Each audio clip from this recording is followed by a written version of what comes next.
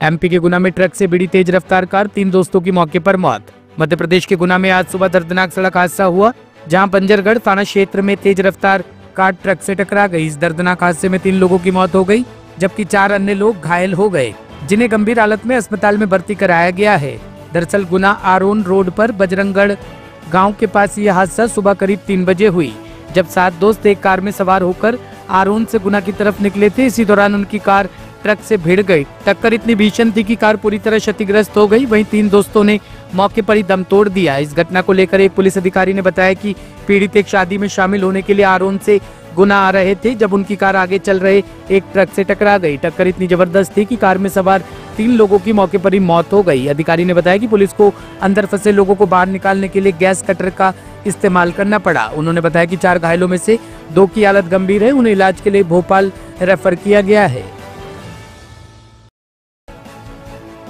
Bureau report, team सृजन news.